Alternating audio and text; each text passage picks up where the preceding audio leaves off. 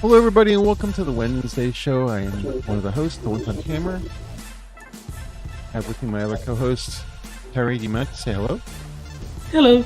And Jen T. Maxey. Hello. How you doing tonight, Jen? I'm doing well. I might have a shrieking bird in the background. I don't think you can hear it. Hopefully. But that would be a blue jay. And they're very pretty birds, but they're assholes. Especially in the morning. A shrieking bird? Yeah. If you ever see a blue jay, they tend to have this very shrill when they call for their loved ones, and they don't stop until they find them, or until the magpies are like, okay, you shut the fuck up. I think I kind of understand the magpies a little bit more, because those guys are gangsters. They're little assholes. But I think I know why they shoot away the other birds is because you're annoying as fuck every morning. Wow. Oh yeah. So I like blue jays. They're very pretty. They look like the baseball team, you know. But yeah, it's like that's literally what I'm hearing right now. It's not coming through your mic. I don't hear it. Good, because it's really bad. The birds in Australia are even more annoying. They squawk. Like they have the most god-awful sound that they make. It's annoying as hell. How you doing today? I'm not gonna lie. Ooh, go ahead, Terry. That was me. I was going to ask Terry how he's doing today. Yeah, I'm all right. A bit tired, but you know. Other than that, I'm all good. Well, I was gonna crow in with you there for a second there, Terry, because I know that you're not New Zealander, but the one guy I do know from New Zealand had a constant flock of those cockatoo birds outside his fucking house. Never stopped. They never ever stopped. Yeah, really annoying. I keep hearing people on TV talk about how beautiful the birds sound in the morning. No, not in Australia. At best, you teach them how to talk, but I mean, do you know how much effort that would be to just nationally go around to all the parrots in fucking New Zealand? And you know what I would teach them to say? Cuck, cuck, cuck, cuck. No hatred to New Zealand. I actually do like some people from New Zealand, and I don't hate sheep. It's just Black Sheep. Black Sheep was amazing. Have you ever seen this movie, Terry? I've seen the one with Chris Farley. There's another one called Black Sheep that I haven't seen. No, you gotta watch the one from New Zealand. It is absolutely fantastic. So there are were-sheep, not werewolves, were-sheep. There is a guy who falls in love with a sheep. It's not just hinted or implied. He falls in love with a sheep. They're trying to sell this super special wool, and so they have all these super officials, and they all keep getting bit and get turned into were-sheep. And yeah, Lord forbid you have a fear of sheep, because it's New Zealand, sheep everywhere. No, sheep are delicious. It was like everything implied about New Zealand in one movie without the kiwi. The national bird, it's a rare bird. You're not sending that to places. Like, I don't think that you're sending your bird to the zoo in Canada, where it would probably freeze to death. I'm used to the kiwis. The fruit. The fruit is actually from China, not from New Zealand. I think it's properly known as the Chinese gooseberry. We get them from we get ours from New Zealand. So I'm just saying that's where we get ours. I'm not saying they don't make them. I think it's like they come from China. Whether they might be able to grow them in New Zealand, but I think the fruit itself came from China. All right, which is okay. That's interesting. I don't know why they called it a kiwi fruit then. Stupid kiwis. They were like, look, it looks like a kiwi.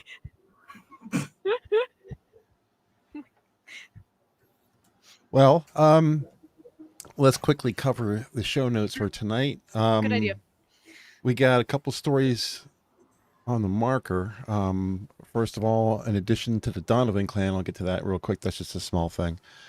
The Hudson mayor of Ohio, Craig Shubert, is in the news. He seems a little angry. And there's some news from the Vatican playing the flip-flop game. So we'll be looking at that. The quick news, the Donovan clan. Anybody know who I'm talking about? No. The name Unless it's Jason sounds. Donovan, I have no idea. Yeah, I don't know why, but the name is. It is. I don't know if it's because it's Donovan and there's a lot of Donovans out there, but It is Liam Donovan. Okay. Liam is Lauren Chen's. Lauren Chen's husband. She's married. Oh, Yeah. For people who didn't know, a lot of people don't even know that she's married. I mean, I knew that. I just didn't know her husband's name. Yeah, Liam Donovan. And the good news is, Lauren Chen's pregnant. Oh, congrats to you, Lauren. Congrats go out to our girl Lauren. Wanted to make sure that I noted that because for those who don't know, Lauren is Canadian. So there's also news that one of my favorite YouTubers besides Lauren, Matt Christensen, just had his baby last weekend. Have we broken the bad news about Lauren to Jack Cochran? Because I know he's quite keen on her. He is a fan. We'll say that. But yeah, there's a picture there of the spawn on the screen. I guess she went and had an echo done, a sonogram. So she didn't really go to town about it. She just wrote at Liam Donovan, collab due April 2022. Yeah, I thought that was pretty funny. That's very YouTube-y kind of response. It made me laugh. But so it seems like a lot of people are having sex, and that's great. Well, a lot of us are going to be stuck at home up here for a little bit longer because they apparently they want to reenact. Yeah, they want to shut down up here again. I'm like, oh, that's a good idea right before the election time, guys. Yeah, you should totally do that before election time. I get it. Everyone wants to take care of themselves. It is cold season. It's kind of feeling like cold season is also cough season. I'm like, okay, well, take care of yourself like you would if it's cold season. But Lauren, I hope to God that you pick on Maxime a little bit because he ain't gonna win out here. Think about your child, right? You live in Canada. You don't live in the U.S., as far as I'm aware, and you're cheering for Viva Frei, which I'm cheering for him, but he's in a different province from me, so I can't help that guy. When does all that stuff happen? So next week on the 20th, I get to walk to my my old secondary school. That's going to be fun. Oh, I have to avoid going down certain hallways. And then I get to vote for PPC party, which I'm going to do because my province is going to be blue regardless of what I do. At best, there might be a little pinprick of orange because we do have a hippie community, but we are like 40, 50 years blue strong, which is conservative. A vote for PPC is a vote for reject. All minions have a duty. A vote for PPC is a vote for me rebelling because I'm tired of these guys not listening to us. Like I get that they want people to take responsibility for themselves, but I'm tired of the micromanagers being in charge of everybody. So I'm voting for the guy who's like, yeah, you know what? Let's go back to being what we were before, which was logical and common sense and not shutting the doors because people can't afford to be shut down again. Our government can't afford to be shut down again. I don't know how long Sydney's going to be in lockdown. Probably indefinitely if they can get away with it. Yeah. Until people say enough. And that's the problem. It's not enough people are willing to say enough. And I'm not saying that people be violent or rebellious. I'm just saying if every person living in Sydney left their home right now, walked to your parliament or, went to your parliament and was like, okay, enough is enough. You need to fuck yourself and stop doing this shit. Like, I get it. You want us to deal with their COOF numbers, even though Australia has how many COOF numbers? Like none, next to none. I think we've had maybe 1,000 deaths, in total, which is nothing. Yeah, that isn't even a lottery number for the year. No, for Sorry, that's just that drives me nuts because these people are ignoring how much this is affecting everybody else, and it's I don't nice. think they're ignoring it. I think they're reveling in it. Oh yeah, I they're think- enjoying it. I mean, you only have to look at like that gala thing where AOC was at. It's like, we don't need masks. The servants do. Those plebs need masks, but us Yeah. important people, we don't Did need you a mask. see the pictures? Yeah, the tax the rich in her $30,000 dress that she's She, getting. Yeah. there's a picture of the gala where it shows a couple of the celebrities, and none of the celebrities have any masks on. But if you look at the people behind, Yeah, all exactly. the servants are all wearing masks. Yeah. It's performative. It 100% is. I mean, if you look at the box that the masks come in, they tell you they don't work. It's written on the box. So Like, I this just does gonna not offer any protection. tell Costin, if you don't vote for PPC, I'm okay with that. As long as you vote for like conservative or something that's going to get out Trudeau. Hell, if you voted for Jang, it would still put a ding in Trudeau's plans, because at this point Jang is not on his side. He's against him right now. So anything that he takes from the Liberals is more seats for the Conservatives, because they already know that the Conservatives are probably going to have a half party. They already do. Too many people hate Trudeau. Go ahead. Well, hopefully, we couldn't get rid of Gavin Newsom. Well, I shouldn't say we. I'm in Pennsylvania. He's on the other side of the continent. But Democrats voted enough to keep him in power out in California. And it wasn't Larry even Elder. close. It was like No. 2/3 of them wanted him. Yeah. Well, the deal there is all the Democrats voted and almost none of the Republicans did. That's the problem. dumb. Why didn't Yeah. the Republicans vote? Because they thought they didn't have a chance. And generally they didn't. There's just too many Democrats out there. It's a blue state. Yeah. But, So I mean, you still vote. Yeah, but I mean, if every Republican voted and every Democrat voted, it would still be 2/3. It's that Yeah, but, lopsided out there. No, I get that. It's just that that's a kind of a silly way to look at it. Is like, we've lost anyway, so I won't vote. Well, yeah, of course you'll lose if that's your attitude. I mean, But you like I might said, not change the result, but even if every Republican voted, they would still be outvoted 2-1. So yeah, I mean, but it's just as dumb as the people saying, we've got this, we don't need to vote. Like, if all the Democrats had said, fuck it, no one's going to vote him out. We've got this. Like, that would be just as stupid. There's also the assumption that the Dems are automatically going to vote, because a lot of times they do that because they know that the Republicans aren't going to vote. Like, if you're already giving up before you've even started, the Democrats don't know how many of you are actually interested in turning it. When they start to see that, okay, well, your 30% looks more like 40% because half of our guys are lazy fucks, and B, you're basically giving them numbers that are speaking against what they're trying to do. It's always a good move to vote. I mean, I get not everybody can, and if it's if you have work, if you have life, it's not but if you have the chance to, then you should. I think I wonder how many people misunderstood the question. Like, recall Gavin Newsom. Of course I fucking remember that prick. Yes, I recall him. Well, the deal here is that they don't want another Trump-Hillary situation. So all the advertisements and news and everything, they constantly made that comparison. So they made Larry Elder into Trump.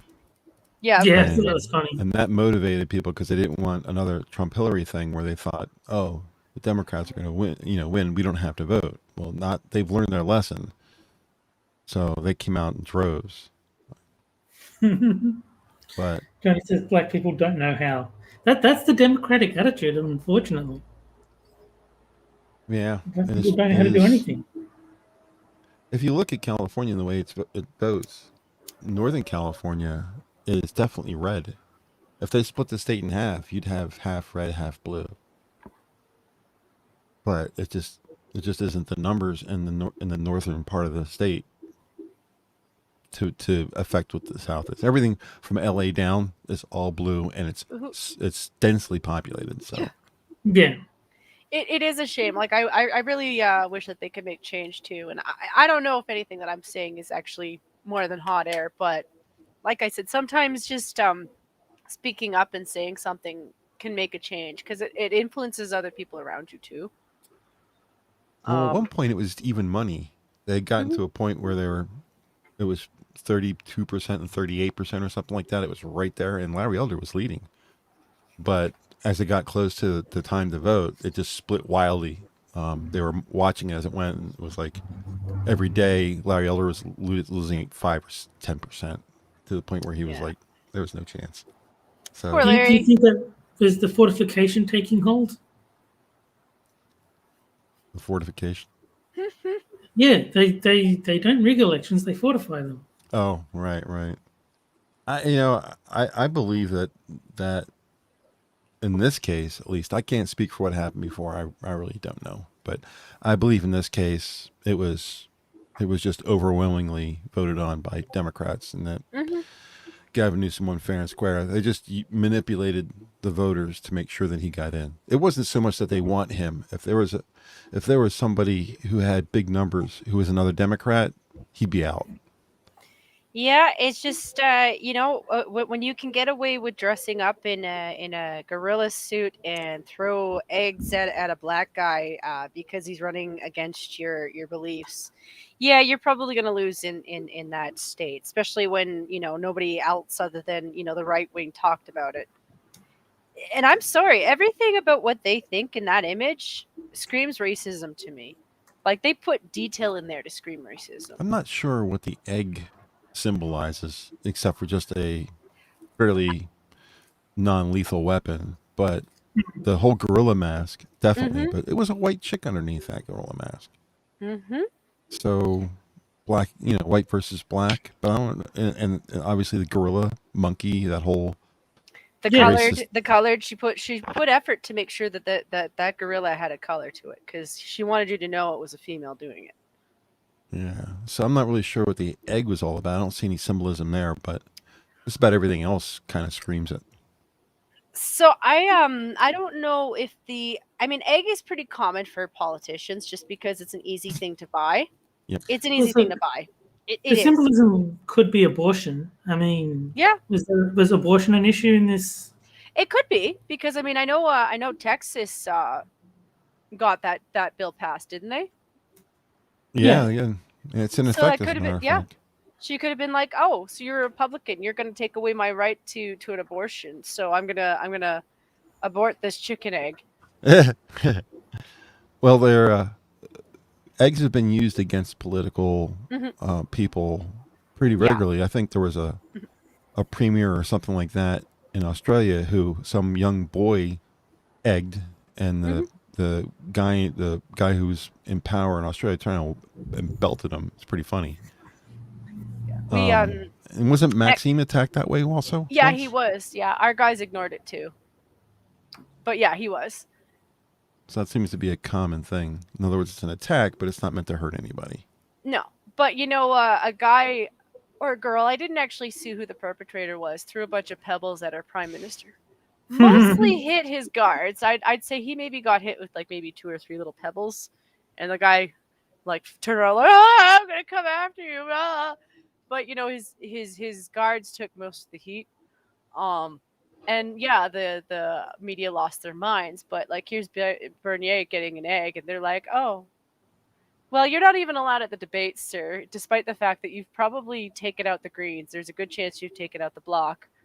I'm not saying he's going to take out the NDP. I don't think he is. But, I mean, if he could take out half of Zhang's little army, I'd be happy. Johnny in chat says eggs are just easy to conceal, They which is are. another good point. And then they're surprisingly easy to keep. Like, people think they break that easy. But if you know how to keep them, you can, actually. It depends which end of the egg you squeeze. They're very strong. It's like top to bottom, but they're very weak on the sides. So as long as you protect the sides, they shouldn't break. Yeah, exactly. So they are actually pretty easy to transport. Yeah, back in my day, it was a tinfoil pan full of foam called a pie. Yeah, I've there was. never thrown anything at any politicians. I can't speak from any experience on this subject. Well, I don't think you should because assault is always wrong. It always gives the other side something to read about. Hmm. Didn't President Bush get hit with a pie? I think so. I'm pretty sure he did. I The would good be. old days. I think someone threw a shoe at him, didn't they?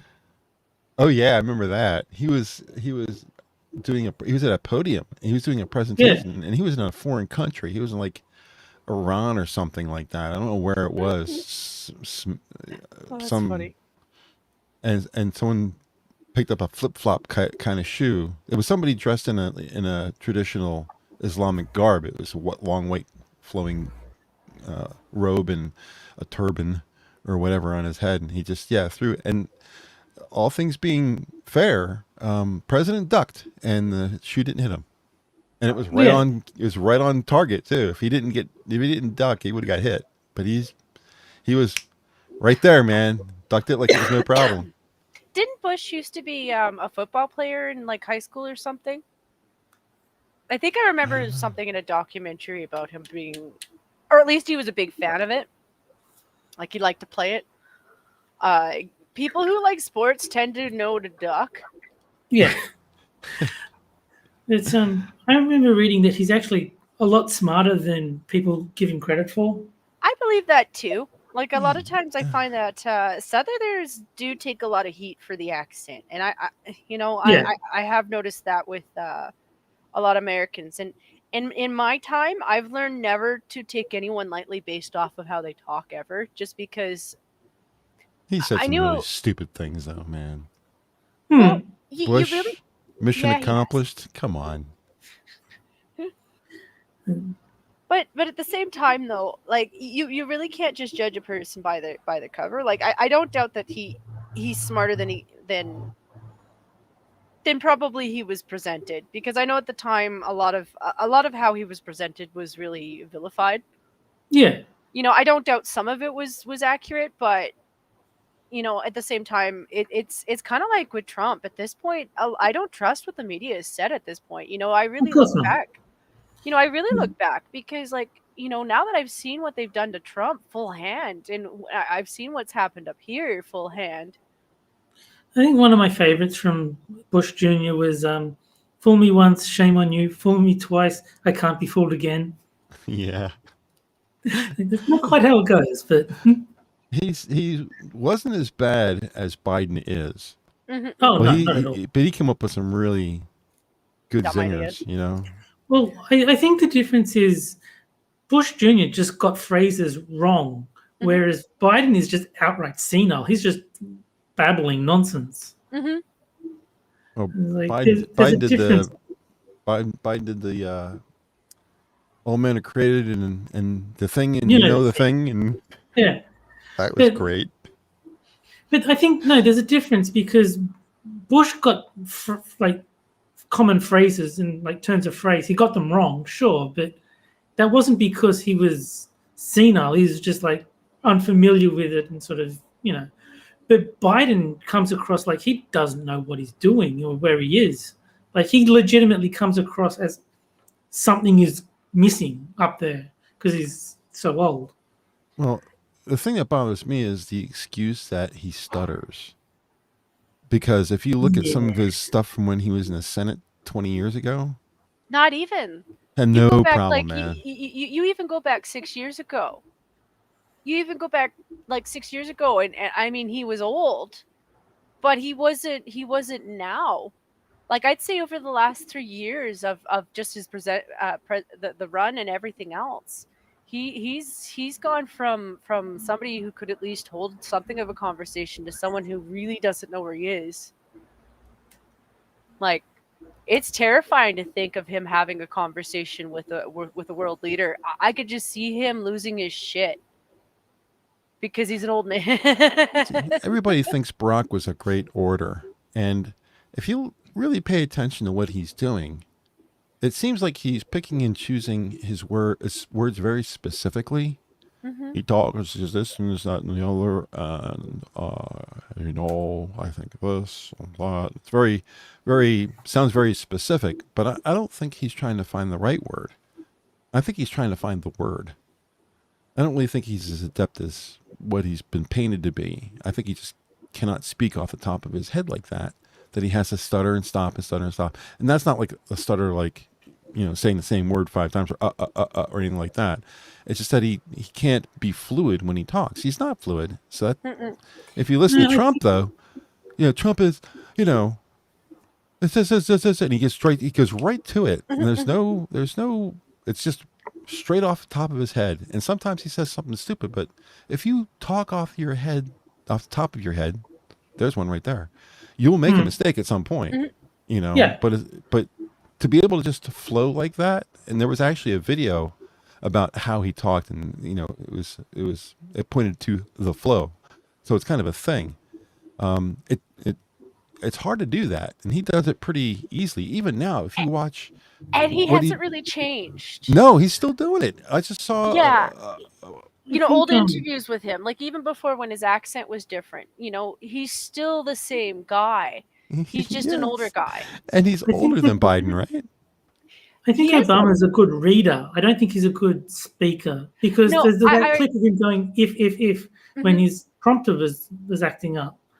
Like he's very good at reading a speech. I don't know that he's good at off the cuff delivery. Yeah, I've seen him sit down with people and do interviews, and there's a lot of hemming and hawing in his voice. And if you're not paying attention to exactly what's going on, it's not like he has 10 words to pick from and is trying to decide which one sounds best for what he's going to say. I think he can't find the word, and he's like, "Oh, this one's close enough. I'll use that one." Yeah, it's like he's already kind of memorized the answers, but at the same time, though, it's just remembering all the words. Because I do that sometimes too. Like I'll read through something, and then all of a sudden, like just a certain word will just be like, I can't remember that word. So I'll sit there and I'll fish through words, and then maybe pick something else that like fits with what I'm trying to say. Yeah, I could see him doing that too. I used to flow much better than I do now. Because ever since I had that stroke, it's been a little dicey to be able to pull up any word I want at any time I want.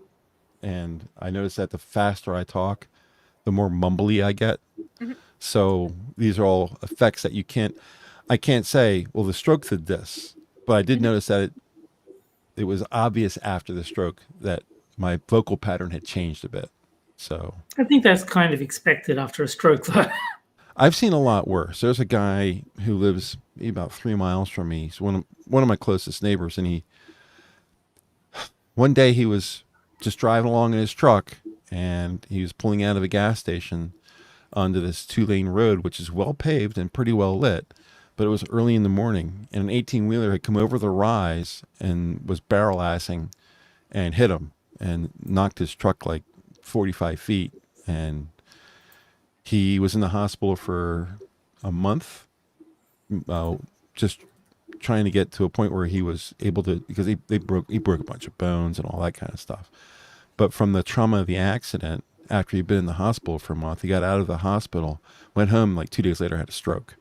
And he has problems. I mean, he's not mentally impacted. He's still bright and aware, but he just can't get the words out. He gets into these situations where he's talking, and he says, "What I wanted to do is I wanted to turn left." And he didn't used to do that. Now he does it, and he'll say after he does something like that, he says, "Damn, that stroke is just killing me when it does that to me." So it means I knew him before, and I still know him now, and he is exactly the same person he was, but he just has this tick now with his voice where he can't think of the next phrase. It's really hard to see people deteriorate like that. Yeah. Like especially when you've known them as quite a strong character, like your whole life, and then something like this happens, and just to see them wither before your eyes is really hard. The good thing with him is that he's not getting worse. The stroke took a percentage, and he's stable at that percentage. But when I had my stroke, because this is all about me, when I had my stroke, it was dealt with immediately. I was in an ambulance and at the hospital from the beginning of the stroke to the hospital. It was no longer than maybe 35 minutes from initial symptoms to being in the hospital. So I was there quickly. I noticed it quickly, and they had an ambulance out here like quick. And when they drove, I was actually scared because I was thinking to myself, this guy's going to flip this truck. You know, it's one of those box trucks ambulance. It wasn't a van. It was a box truck. I was like, this thing's wide and it's tall and he's going 70 miles an hour on these turns. We're going to flip. So I was more upset about that than anything else. But they gave me something called TPA. I guess it's a drug. Maybe it's an acronym that stands for something. I'm not sure exactly what it was. But by the next morning, I was completely fine as far as we could tell. The recovery looked like I had completely recovered. But I only noticed after time that I started noticing things weren't quite the same. If you met me before and after, you'd never know. But I know there's a difference before and after. So it hasn't stopped me. I haven't lost my vocabulary. I could still do problem solving and I can still talk off the top of my head. And if I didn't tell you I had a stroke, I doubt you would know that I did. But I noticed just a little bit of weakness in my right arm. When I had my stroke, my right arm went dead. I could not move it. It was hanging next to my hand. I had to reach over with my left hand and pick it up and cradle it because I had no movement in it at all. And by the next day, that night, the following maybe 48 hours, I'll say 2 days, it was back to what looked like normal. I can grip the fingers of the doctor with almost equal strength. And he's like, oh, you're fully recovered. But I noticed today when I do, or, since then, I noticed that my right arm used to be my dominant arm. Now my left arm, not as far as like writing, I'm still right-handed, obviously. Yeah. But it's just, if I were to pick something up with my right hand and I can't lift it because it's too heavy, I can now pick it up with my left hand just fine. That didn't used to be that way. I don't know why. I find that my left arm can carry more weight than my right, even though my right is obviously a lot more agile. Like I can't write left-handed. But in terms of like if I have to carry something heavy like a bag of groceries, I can carry it in my left hand a lot more easily than my right. I don't know why, but it's just something that I've definitely noticed. It used to be opposite for me. I was right-handed and I had a stronger right arm. I used to play tennis right-handed. I used to, some things I do right, some things I do left. Like I skateboard left-handed, but I play tennis right-handed. Although I haven't played in a long time. But my right hand was my stronger arm. But when I do things now, I notice that my left arm is my stronger arm. And it's not like I exercise my left arm or anything like that, It's just that the right arm is just a little bit less than it used to be, enough that I noticed it. But the thing is, though, Hammer, is you're a younger guy. You're a much younger guy. Well, compared to them, yeah. But I'm knocking on 60 myself, so. But even still, and I'm going to refer to my grandmother as reference because she's not a young sprite either. Like I think she's 83 this year. But I'd say about 8 years ago, and she is still going strong. She had a really bad car accident that caused her chest to shatter. Her hips shattered. And she was already she was already kind of going downhill when it came to her dementia. Like she did have it, but it was kind of just starting. But after that accident, she went from the accident having, probably 70% of her memories intact to maybe about 40% of her memories. And now I'd say she's probably down to 30%. And that was over an 8-year period. Like if my mom goes home to visit her, it takes her a good 3 days of her visiting for her to remember who she is. And when I think of Biden, I'm just like, one stroke at his age is enough to actually do that fast. He's already had a stroke, hasn't he? Yeah, he has. And it's not just that. It's the amount of little accidents that he's had since. Like, it's not just that he's losing the ability to move properly. Like, the tripping up the stairs probably didn't help. Because little things like that cause trauma for the elderly because they're scared. They're alone, they're afraid, and they're scared, and they're hurt, and he was surrounded by officials who didn't do shit until the third time he fell down and finished walking up the stairs. Little things like that with a guy at his age, yeah, he's going downhill. I keep saying this, but with as much as they're pushing him, there's a reason they're giving him ice cream every day. Yeah. Well, And I to be quite frank, I'm not going to forgive the guy because he did do something bad with Afghanistan. I don't care how old you are, he should have still known better.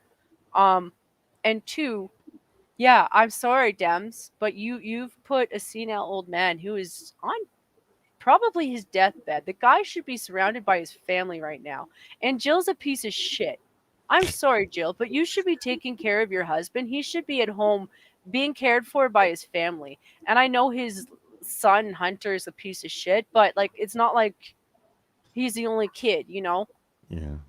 He should be surrounded by his grandkids being taken care of.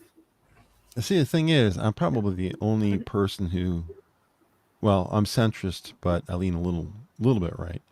I'm probably the only person on the right-hand side of the fence that actually wants Biden in office.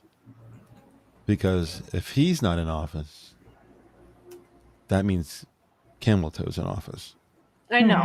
I know And that's the problem. Really don't want her in. I know that's So, the problem. if he has to waddle down the halls of the White House, wondering where he is, he put himself in that position. He's allowing himself to be corralled. So, I'd rather have him in there incompetent than to have her in there with purpose.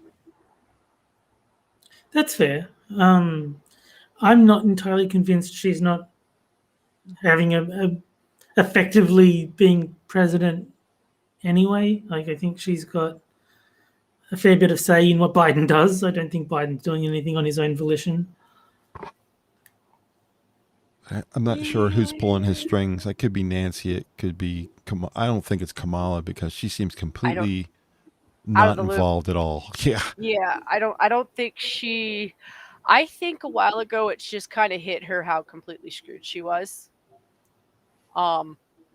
Because like what she's, I don't know what that is, but that is my phone. All right. I'm good. Sorry, that was like. Sometimes we get alerts, and it's usually like, "Oh, there's a storm brewing." I'm like, "Okay, is there a storm brewing? Do I need to duck?" Yeah. I mean, I don't live anywhere that scary, but I've had some tornadoes. Really? What about it's the coup? It's the COVID. I'm going to ask you again because I cannot remember. But which province are you in? Alberta. Yeah, it's just to do with COVID. I'm in Alberta. Okay. Wasn't a big deal. I did want to check though because that has happened before. I'm like, I was expecting something exciting. Oh, it's a cove. Oh. All right. Well, yeah. Apparently, I'm not allowed to go out after midnight. I'm like, well, I wasn't planning to. It rained and thunderstormed and windstormed here pretty heavily about an hour ago, and I was thinking to myself, "Yee, I'm up in the mountains. There's a lot of electrical lines that get whipped around and trees fall and that kind of stuff. I may be without power." And I was concerned that I wouldn't be able to run the show tonight. And it just kind of went away around 8:30ish. And I was like, "Oh, okay, so we're all ready for the show."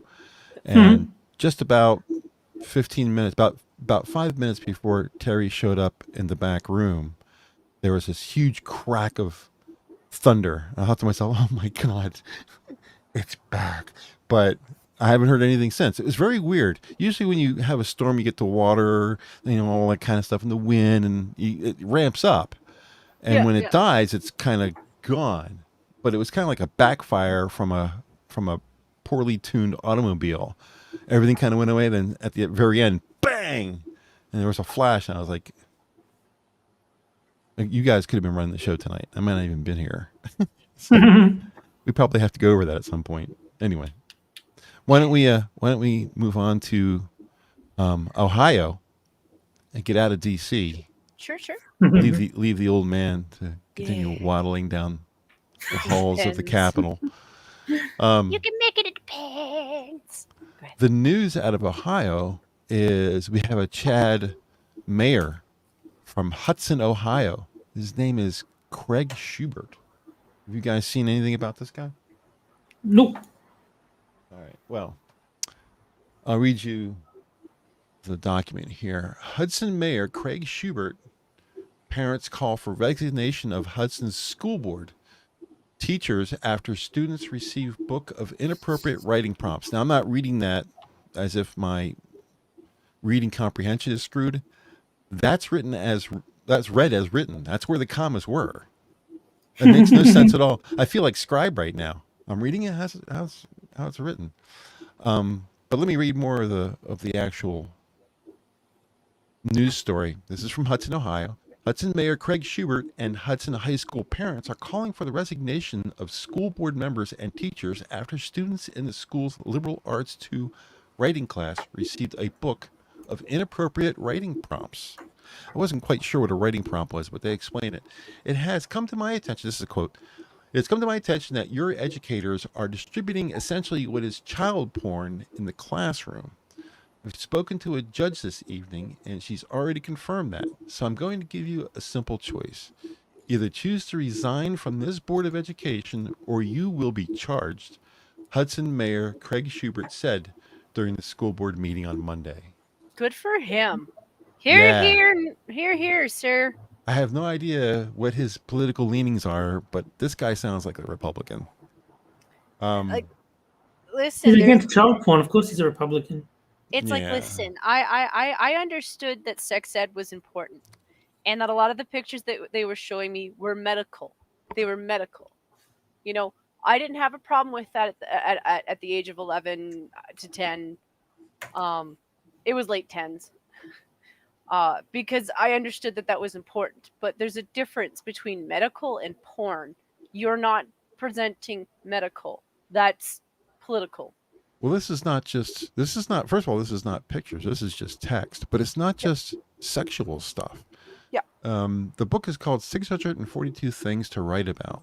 A mother of a high school senior who received the book, Monica Havens, previously worked as a teacher for 11 years and then shared some of the prompts from the book at the board meeting. Among them were, choose how you will die. Write a scene that begins, "It was the first time I killed a man." Describe your favorite part of a man's body using only verbs. This is crazy stuff. Yeah. You have a dream that you've murdered someone. Who is it? How and why did the murder happen? And what happens afterward? You are a serial killer. What TV shows are on your DVR list? Write a sex scene you wouldn't show your mom. Rewrite the sex scene from above into one that you'd let your mom read. You have just been caught in bed by a jealous spouse. How will you talk your way out of this? Write a sermon for a beloved preacher who has been caught in a sex scandal. Describe a time when you wanted to orgasm but couldn't. Like, how old are these kids? I know. 10 euphemisms for sex. Write a letter from the point of view of a drug addict. yeah, high school seniors. But This is still, high school. Drink a beer. Even high school seniors would not be reading this and being comfortable with it. Yeah. Like, this looks like cult talk, or like CRT. the kind of Yeah. like this is gross. Drink a beer. Write about the taste. Write an X-rated Disney scenario. Describe the first time you had sex. Those are the bullet points. I skipped a couple that seemed kind of erroneous, but those were the topics that this book has you go through, and you have to, it's a writing class. So here's the topic. They call it a prompt. Here's the topic. Create a story from this. Whether it be true or not, whether it be real life or just fiction, I guess is up to the person doing it. But they're telling people, drink a beer. Here, you're in high school. You're not allowed to drink yet. Break the law. and then tell us about what happened when you broke the law. I mean, I completely understand why he was blunt with these people. And if you watch the video, at some point I'm going to get this configuration set so I can play videos. But he specifically is very stern.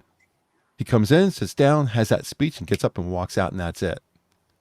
So he is very stern about it. That's why I said this guy's probably a Republican, because he sounds like DeSantis.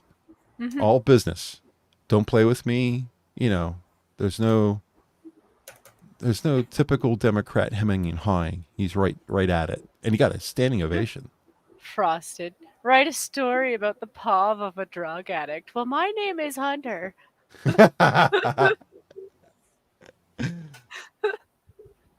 Yeah, they say other topics are perfectly benign, such as describing the worst Thanksgiving dish you've ever had or your perfect day as an astronaut. Haven said she found out about the book from a friend who shared a screenshot of a page of the book with her. Quote, I asked my daughter if she had been reading a book with inappropriate stuff in it, and she said yes. Supposedly these books were not given to the students. They were told that this is the stuff that you had to have, and they had to go get it. So, you know, anybody who had a little bit of gumption has already read this book, but the slackers haven't gotten to it yet. Haven said she asked her daughter to get the book from her backpack when she discovered these horrific prompts. Quote, I can't even wrap my brain around a teacher. I don't care if it's for college credit. These are minors, Haven said. Yeah. Eric Durker, a police officer with the city of Stoke, called for the school to install cameras in classrooms at the board meeting. This is something I've been pushing for a long time. I think every single classroom should have a wide-angle lens 4K camera with sound. Every single one. And it should be broadcast free on the internet, so anybody can look at it at any time. I also suggest that parents kind of really track what your kids do on the internet. Like, I know that sometimes your kids, I know that you guys are more open in the US than we are up here, but like if your kids are at home and your teachers are telling them that shit, you should be reviewing what they're doing online. Yep. You should. Because if they're telling your kids this kind of crap, you need to report it. You absolutely need to report it, because this is not okay. Like, don't get me wrong, as a kid, it was very easy to find things that were inappropriate. And there were times that I stumbled upon stuff that, I regret seeing that at that age. You know, it's very easy to be clever as a kid. But here's the thing. I didn't have a teacher prompt me to go to these sites. At best, I felt for the kids who had to look up Caligula. I really did, because those poor kids got screwed because their parents did review the internet. They did look into what their kids were looking at, and they were like, so why was there porn? And they'd be like, yeah, I had to look up Caligula, and they got away with that. But you know what? That's not the excuse every time. Yeah. And I'm a pretty, when it comes to this kind of thing, I'm pretty liberal. This is over the line. But my line is a little bit more like they're talking about you can't have Huck Finn because it has slavery in it and stuff like that. So there's a line there that you have to, pony up to, but not cross. This clearly crosses the line. Yeah. But if there's stuff out there that's a little on the adult side, I don't mind that too much, because I think kids are exposed to this stuff at younger and younger ages. They're going to read it anyway. Well, yeah, I think that they're seeing more horrific things earlier, and that this, by comparison, isn't that bad. I'm 100% behind this guy. Like I said, this is definitely over the line. But kids get an iPad at 13 without any kind of oversight. And they can go right. The simplest, every kid has heard of Pornhub, Yep. So if they want to see some really crazy stuff, it's out there at their fingertips, and if their parents have no idea, I think this really falls on the parents 100%. Terry, did you have like any kind of controversies or anything like that in sex ed with your high school? Was it very clinical or? Oh yeah, it was completely clinical. There was no creative writing about sex. It was just, here are the body like here are the parts of the body, sort of like, with the guys, here's the vas deferens for the girls, like here's the fallopian tubes. It was nothing sexy or exciting. It was very much, these are the body parts, these are their names, you'll be tested, so memorize them. It's the biology, straight up biology. Yep. Yeah. Yeah. We had some stuff in high school, but it wasn't really. We had a teacher who taught us biology and also was the teacher for sex ed, and her classroom was kind of an open space where you could talk about anything. So we learned a lot about the biology, but she also answered questions. And maybe this is the sexist thing to say, but it was something that a woman can do in a classroom as a teacher that probably would get a man at least reprimanded or fired, because she would answer anything we asked. And there were people, and oddly enough, it was the girls who had the most questions that were a little too far or on the edge. They were asking questions like, what does this taste like? That kind of stuff. And I have to applaud her, because if she gave them truthful, honest answers, at least as I can remember from that long ago. So she drew on her own personal experience, and obviously she had some experience because she knew what everything tasted like. And she gave the students the honest answer, but she framed it in a way like, look, I understand that you're young, hormones are raging, you're going to want to experiment. I understand that. And, you got to just make sure you're comfortable with what you're doing, and don't be pressured into anything. She says, but you don't have to do all that stuff at 12. You got plenty of time to explore all this kind of stuff. So she gave it, the context of it was like, ask me anything, but understand that I want you to approach this in a mature manner. I guess you would say mature manner when we discuss this. And that was the great part. It wasn't like, tee-hee, what's his thingy? And it wasn't any of that. It was all, well, how long is the average penis? That was the actual, they were asking intelligent sexual questions, but it wasn't done in a way where it was frivolous or immature. It was all very, so, I learned a lot from the class. And as far as I know, she was, people talked about it, and it was a known thing, and parents knew about it, and nobody really had a problem with it. It was done in a way where I think she actually did a good. I think she kept girls from having sex, or at least having sex, being careful about it, using condoms and that kind of stuff. So I think she was steering kids in the same way that the parents would steer their kids. That's good. And that was also one of her big things. She says, listen, I understand this is all stuff that makes people uncomfortable. She says, but your parents, if you come to your parents and talk to them like you're talking to me, you're going to get the right answer. And if you think you're not, come to me and I'll tell you if they're giving you the right answer. And they can come to me and I'll talk to them about it too. She said, this can be awkward. I remember I didn't really remember too much about the questions, but I remember more about the way she phrased it all, because she made it not dirty. I did have a comm class. That's why I'm giggling, because comm was basically our sex ed plus social. It was an extra little social studies kind of deal. But like, I'd say 2/3 of it was making sure that we understood what things were used for what when it came to that kind of stuff. So like, they taught us how to use a condom, the female one, all that stuff, and we did have a teacher come in specifically for those kind of things, and I got her to explain blue balls, and I think there was this part of me that was trying to throw a bone out to the guys, because I only knew what this was because of fan fiction, and I was like, you know what, the guys aren't gonna ask this because they're not going to, and the girls don't know what the hell that is. So I was like, you know what, I'm gonna get her to. She never really got that explanation out because the guys kept laughing.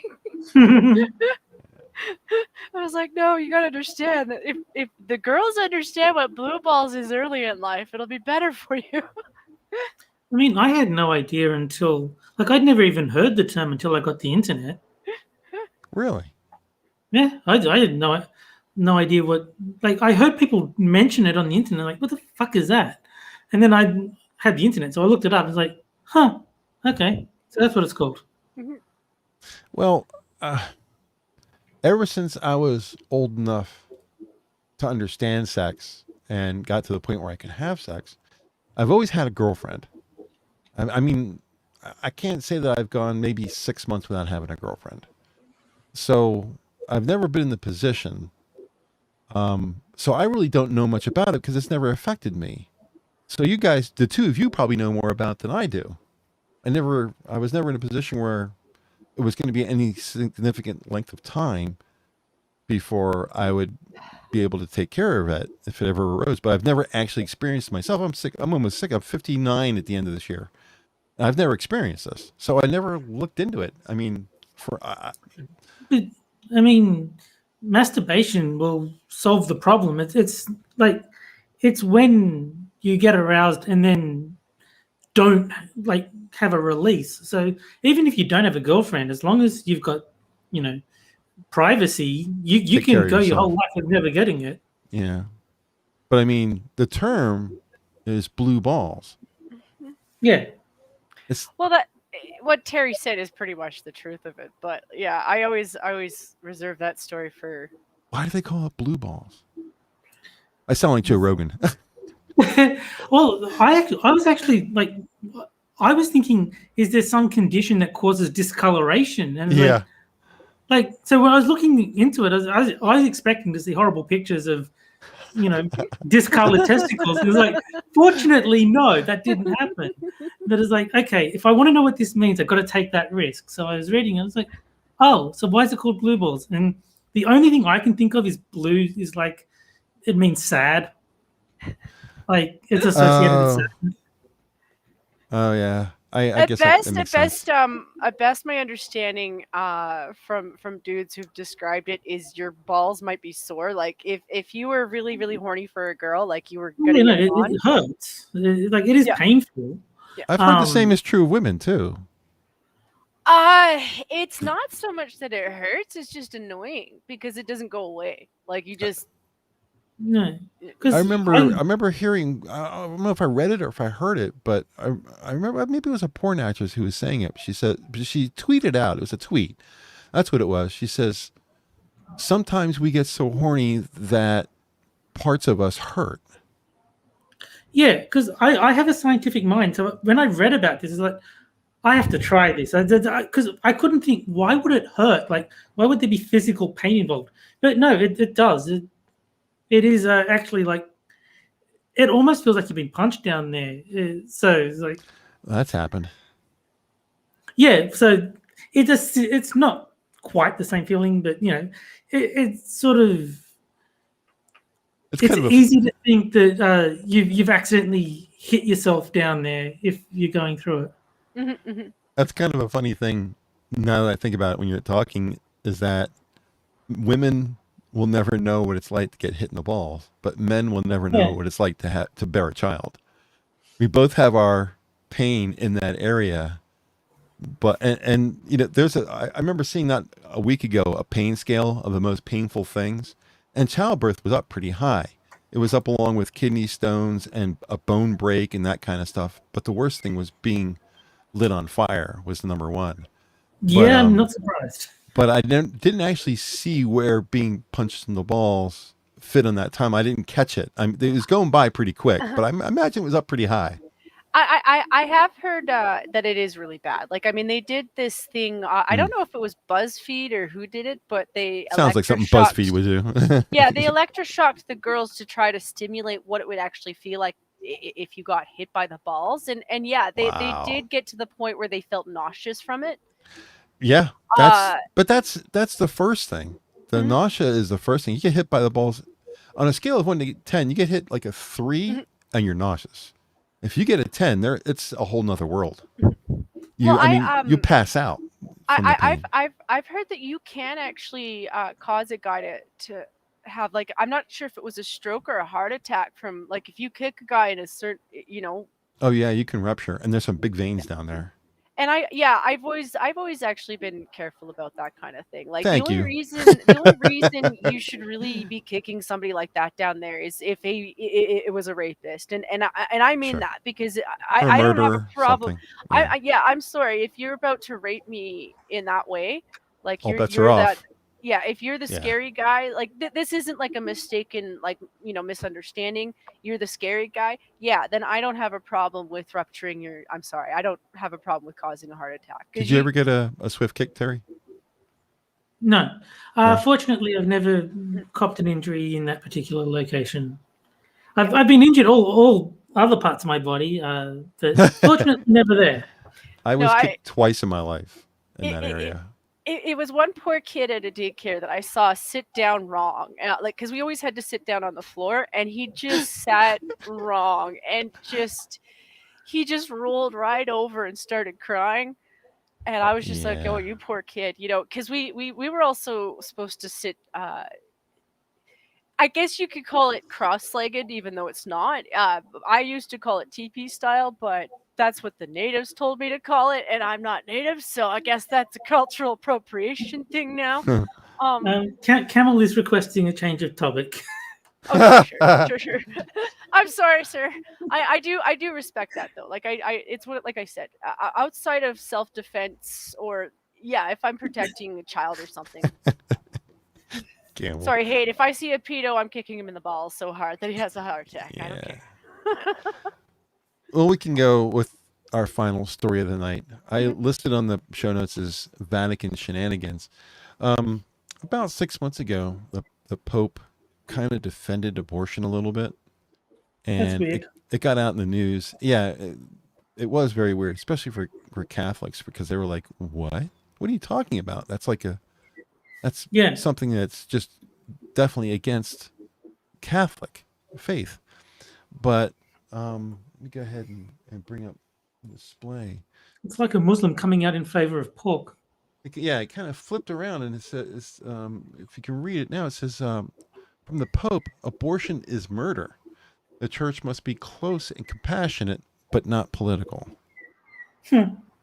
There was originally some questions about whether or not the Pope could support Biden, because Biden is Christian, I think Catholic, and he has an attitude towards abortion that doesn't align with the church. We'll put it that way. And there was some questions about whether or not he can receive communion because of it. And they asked the Pope, and the Pope was like, yeah, he can still get communion. And that was like a no-no. So the piece reads, speaking to journalists on the return flight from Slovakia, my hometown, Pope Francis talks about his dialogue with Hungarian authorities, anti-Semitism, and vaccines, as well as Holy Communion for politicians who approve abortion laws. I'm going to skip down a little bit, but the liberal Pope was actually putting his foot down. Yeah. Quote, abortion is murder, unquote. The church cannot change its position, but, quote, every time the bishops have not confronted the problem as pastors, they have taken sides politically, unquote. These were Pope Francis's words during a conversation with journalists on the papal flight from Bratislava to Rome at the conclusion of his trip to Budapest and Slovakia. Oh, Slovakia. I'm not going to read much of the article. We can put it in chat real quick. Let me just go ahead and copy. And which should I use? I will use, oops, probably don't want to do my analytics. I will use Minions to the Zoo, so it's highlighted in yellow.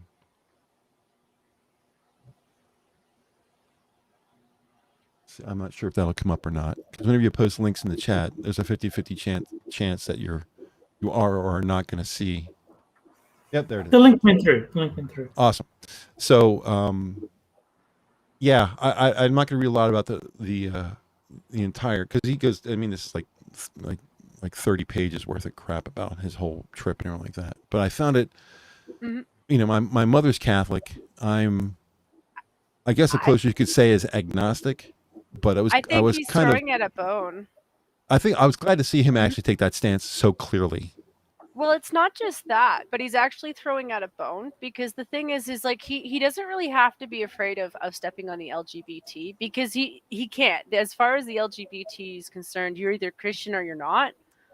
Because there's so many sections of the LGBT that, you know, what's her face, the one who went trans and became a man, you know, there's a huge group of them that are like anti-church. So he's not really worried about them. And then, you know, he's not really worried about the abortion people, because listen, he's trying to throw out to the Muslims. He's trying to throw out to the Jewish people. He's trying to throw out to other sections of religious sects. So like his politics don't necessarily align with everybody's politics. When it comes to abortion, the people that he's trying to get on his side aren't exactly for abortion. Mhm. Like Muslims aren't exactly for abortion either, because you shouldn't be a whore. Sorry, I'm saying this as a Muslim would. You shouldn't be a whore. I'm not Muslim, and I agree with that. I don't think anyone should be a whore. I'm just saying that's how they would view it, because if you're having sex outside of wedlock, I mean, if you're married, there shouldn't be a reason why you need an abortion, unless it's a medical issue, you know. And I don't see him saying like it's murder if it's a medical issue. He's saying just don't go out and, you know, that there's a lot of things that he doesn't need to say in that line there.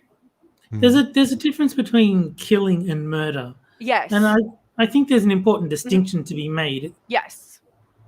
Because it's always killing. Like, you are literally killing the fetus. That's what abortion is. As to whether it's murder, that's a much grayer area. Yeah, it's one of those things where like like Hammer, you just said you're religious, right? No. No? Like No, I said that my mother was Catholic, and I'm kind of agnostic as close as you can get. I believe that there's a possibility that there's something out there. I'm not qualified to make that determination. I'm just a human. So if I were to ask your mom this question, like as a Catholic who probably believes in her church. Oh, she's devout. Like, she's like scary. Anti-abortion. But if there was something medically wrong that was going to cause harm to the mother, would that be a difference? If it was going to kill the mother? Yes. Then there you go. There you go. You know, like that's actually where I stand, because I maybe it's because I was adopted as an infant. Really? But my mom could have aborted me. It's not like, you know, the 80s were that much different. Like, I mean, they were different, but at the same time, you know, there was a feminist movement back then. It's not like it wasn't possible, but you know, she cared enough about the idea that I deserved to have a life too, to carry me through. My parents adopted me. It was through a private adoption. And I've lived almost to 40 years, you know, and I'm a perfect person. No. Am I a doctor? No. Have I really saved anybody? No. But I like to think that the little things that I have done have made some things better for people. So I appreciate that I'm alive. Like I really hate that they think that abortion is the first thing, and I understand not screwing over a young child or you know, some dumb teenager.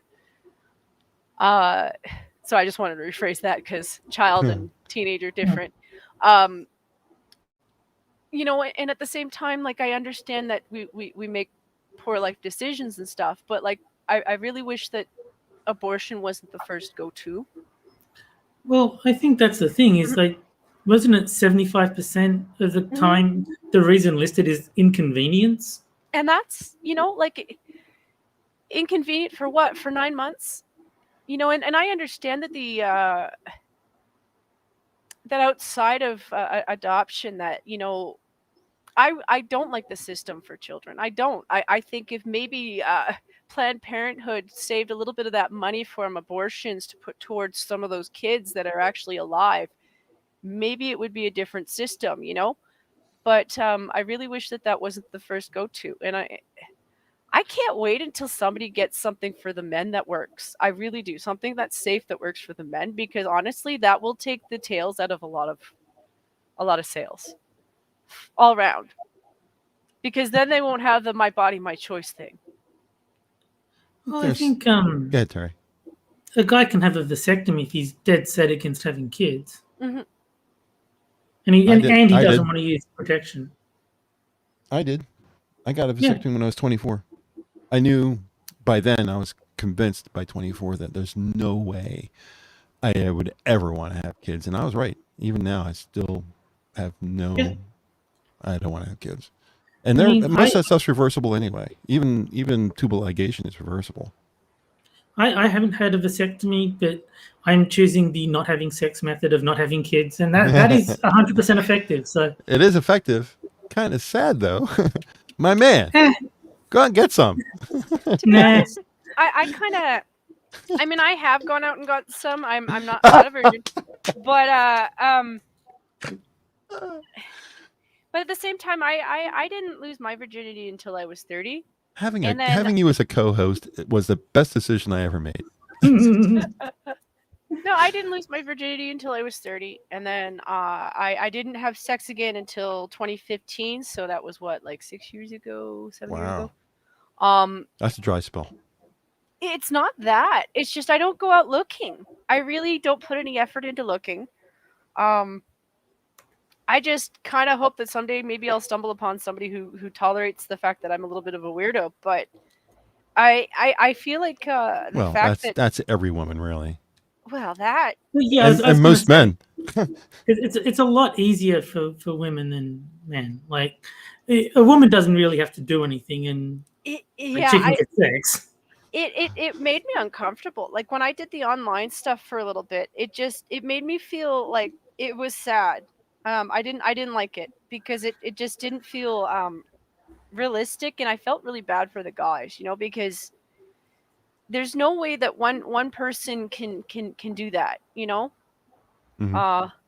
and I'm not the type of person to really choose between people. Like no, you have to really pursue me to make that click with my brain. But yeah, I felt bad for those guys because I was like, I really hope that most of you find someone, because I just left that whole scene within like maybe a month and a half afterwards, because I was just I got up to like 300 people, and I was like, after the first 100, I was just like, no, I'm no, and then I went Overwhelmed. back, like, yeah.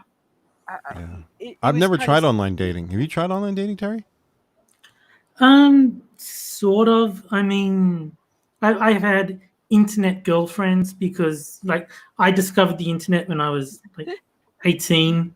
So, like, in as much as you can be girlfriend and boyfriend with someone on the other side of the world that you've never met, like there was that sort of lovey-dovey feeling involved, but obviously there was no physical contact, no real relationship other than being excited to see them log on. But in terms of like, Tinder or whatever other dating sites are, no, I never used any of those. I did sign up to OkCupid because I really enjoyed the personality tests. It's like I didn't care about meeting women because I've never really been that concerned. Like, I enjoy my own company like a lot. I'm perfectly fine being on my own forever. But I did like the personality tests, and it was like, this was before Facebook, because one of the things people always say, well, why don't you just use Facebook for that? It didn't exist. I've never. The thing with OkCupid that was funny is like, yeah, I did enjoy the personality test, but that was supposed to hook you up with people with like similar personalities, and then you'd meet people on there, and they're like, how did they put you over here? Yeah, you're nothing like me. Yeah, but I mean, there's certainly the issue where opposites attract. So finding similarities is great, but really, when it comes to that kind of stuff, what you really want to match is not your favorite color. What you want to match is your values. You want values to match. Right, exactly. So I never used any online dating services, but I did end up in situations because of the internet. My old guild leader was a woman about roughly my age, about a year younger than me, guild leader for the guild I was in, and she lived in Canada. And I was at one point going to Canada for my job, and she wanted to meet up with me in real life, and she didn't make it completely clear, but I can tell that she wanted to cheat on her husband. Oh dear. Yeah, so I was like, she I was, couldn't do that. well, she was in Toronto, and I was going to be visiting Mississauga, which is Toronto, and and I just made sure that I was like, oh, I was just in Mississauga a week ago. Ah, I should have stopped by. Ah, like that kind of thing. But I didn't want to. I didn't want to get involved. And then No, not if she's married. yeah, I was like, I don't want to do that. And the only other time I ever did something that started with the internet was I was there was a girl in a friends group, kind of. This is pre Facebook. A gamer person that played games. It was before Twitch. It was before all that kind of stuff. And she Twitch was isn't a gaming site. What are you talking about? she had a boyfriend, and I was going to go out to Torrance, California, to set up a new site for the company that I was working for. I'm an IT guy, so they were going to send me to well, basically Redondo Beach for a full month to get the area that we're going to, I mean, I had to do everything. I had to find the building. I had to get all the equipment put in. I had to deal with the lease. I had to, set up an entire satellite office for my company. Here you go. Go ahead and take care of this, Hammer. And I was like, okay. So they sent me out there, gave me a car and, the whole thing, a nice place to live. And it was awesome. And I was like, hey, you're in LA. I'm in Redondo Beach. You want to get lunch? And she's like, yeah. And at lunch, she's like, my boyfriend wants to have a threesome. I was like, Ooh. I was looking at her. She's like, so what do you think? And I was like, well, I've never had one before. So I did kind of get involved in that, but she wasn't married, just had a boyfriend. Yeah. And that was it. So that's been my entire internet thing with relations online. That's all I've ever done. I mean, if the boyfriend was specifically seeking another He was. dude, yeah, well, that's not cheating then. That's absolutely fine. No, it wasn't cheating, but it was weird. Oh, I'm sure it was, but I mean, I don't see any moral quandary there. It's like they're both happy, so people in a relationship are asking for it. Then yeah, it's like it's. I could never do that. I'm sorry. I mean, if my girlfriend said that it was anything more than a fantasy for her, then I would just say, well, look, that's not my deal. If it's something you want to pursue, find yourself another boyfriend. Oh, I wouldn't agree to it. I'm just saying that if people are into that, as long as like if the man and the woman are both looking for a third, then there's no moral quandary in accepting. Like if someone's up for it, cool. The married woman, yeah, that would have been unethical. There's also the odd possibility that he might have wanted to see that too. Like there is the odd guy who likes that kind of thing. I don't get that. I don't get that. Yeah. Sorry, that's mine. That's not yours. Yeah. I'm not a dude, but some guys got turned on by linoleum when they were kids. I don't know. No, like if I was in a relationship, I would not agree to a threesome. I would be in the same position as Hammer. I'm just saying that I don't see any problem with the third person accepting the offer, as opposed to the married woman, where it's like, no, you're a piece of shit if you actually hook up with a married woman knowing that she's married. Especially if the man doesn't know about it. I mean, if he's exactly. on board, then I guess it's okay. Yeah. But yeah, I did have a guy try that with me, and there's a reason why I didn't move to the US. And he was like, "Oh, there's this Irish girl that I used to know." I'm like, "I know that Irish girl. She's kind of cuckoo. I remember why you broke up with her, because she's kind of cuckoo." And then he tried to convince me that this was a good idea, and that I sat and thought about it for a day, and I was like, "Hell no." Yeah. I wouldn't recommend it. It was a great experience as far as the physical part of it. It was fun. The whole. I was there for 3 days, the weekend, Friday, Saturday, and Sunday. So it was quite involved and quite the experience and all that kind of stuff. But I would never do it again. No, I was like, I don't think I want to do that. A, for myself, my self-esteem wouldn't be good with that. And B, I was like, you're gonna tag team me. That's exactly what you're gonna do. Yes, they are. And no, I have no intent. Not even meaning it like that. Like I just meant like, both with. I think both ways. Because I'm not the type of person who's really good with like more than one people.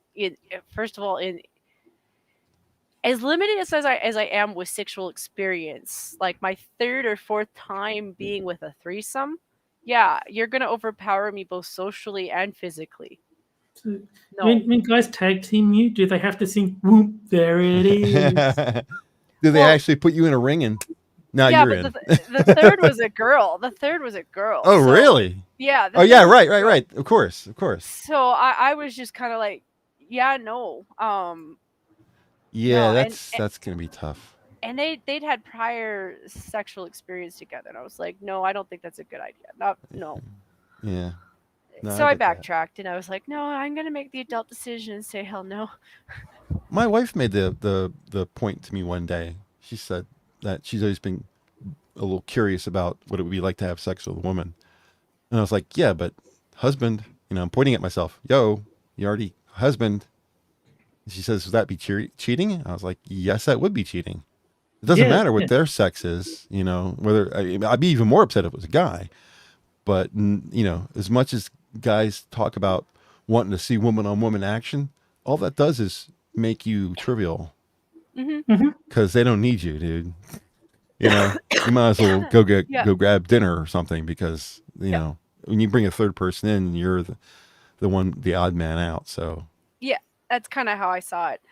You reminded me of the Ninja Sex Party song. I forget what it's called. It's something like Sex Lessons or something like that, where Danny Sexbang is like, I'm here to give you sex lessons. Now, you in the closet, you need to build your stamina or determination or something. So you just go in the closet. We'll lock the door and I'll take care of your girlfriend for you. the girl that she picked was her best friend, tall, blonde, gorgeous girl, and she was down for it because my wife approached her first before she came to me, and she says, "Well, Donna, that's her real name." She says, "Donna, she's not having any problems with this." I was like, "Yeah, but I'm your husband. Ain't happening. Sorry."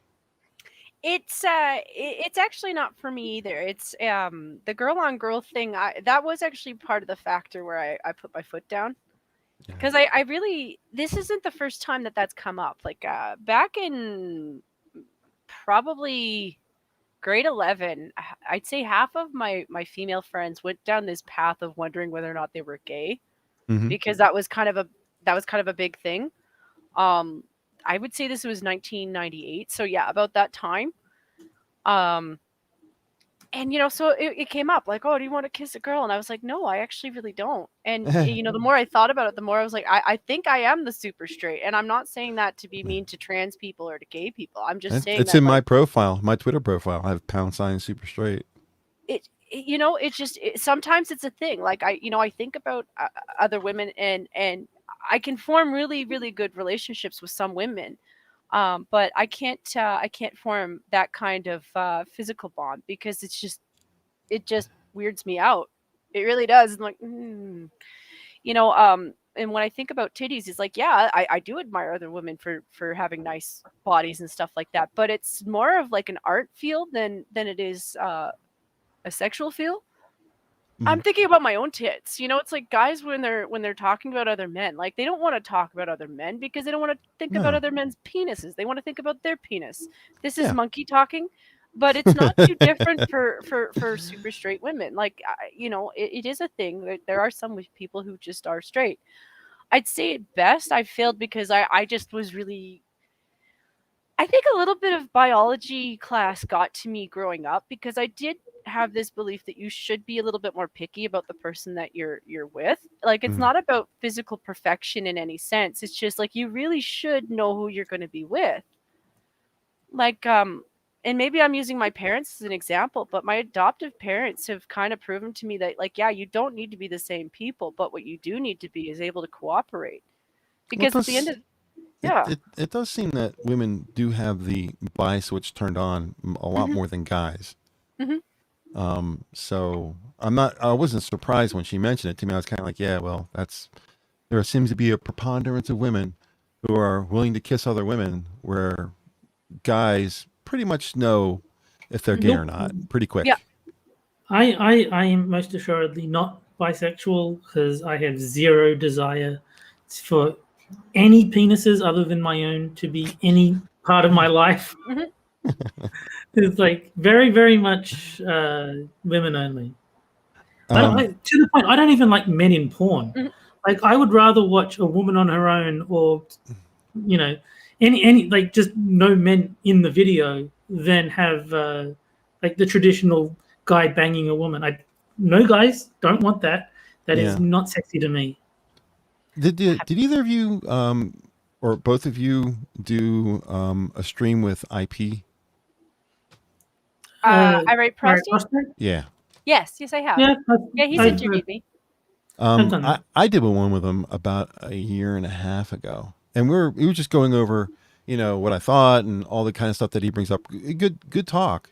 And one of the last questions he asked me, he says, "So, are you gay?" I was like, Nope. "What?" It's like completely out of nowhere. Everything else kind of flowed one question to another It's just pretty much a natural progression of what we were talking about. So out of nowhere at the end, he just asked me outright, and I was like, "Man, I am just the opposite of gay. I am super straight." So ever since I got that question, I put it in my bio, because one of the people I talk to on Twitter is bisexual, and she keeps trying to inkling me in that direction. She said, "You should try it. You should try." I'm like, "No, you don't understand. It's just how can you say that you're born that way when you're gay? I'm born that way, but then you want to talk somebody who is born straight into not being born straight. It just doesn't make any sense. You got to have one way or the other. Either it's something endemic to your being, or it's something you can choose." So Now, on the other hand, if I were to read a story that was about two lesbians, I can appreciate the story and still appreciate that it was a romantic story. I'm just not turned on by it. Yeah. Gay men, on the other hand, I did have a thing when I was in my mid-20s for manga. Manga is a very terrible thing when you're a young child and you realize that internet is very easy to get across, because yes, doujinshi are a thing, and many of those are really well drawn. So yeah, I was really into reading that. Watching gay porn, on the other hand, no, I couldn't do it because it was real people, and I didn't feel comfortable because it made me feel like I was spying in on something that should be private. yeah, Whereas something drawn is different. Got a little bit of Catholic in you. Yeah, I can read manga. Like the drawn stuff, I didn't have a problem with it because it's still artistic. Right. And it was beautiful. Like, the stories were really good, and there were times where like, yeah, that was hot. That was really sexy. But like I'd watch real gay porn and I was like, I feel like I'm watching something private. Like this is something, and I do feel that way about straight porn too. Like this is something I don't want to see it. It's something between two people, that shouldn't really have my involvement. So I'm not a voyeur. Right. Did you see Norm Macdonald telling, I think it was Larry King, that he's a deeply closeted gay? And then Larry's like, "Oh, you're gay?" He's like, "No, why would you say that?" That's a shame to get up to a different subject. It's a shame about Norm Macdonald. He was a funny guy. He was very funny. He was funny in an unusual way. I think Mr. Yes asked you what your favorite Norm Macdonald joke was. Yeah. That was ages ago, but I don't know if he's still there. Who's he asking? You. You specifically. Oh, okay.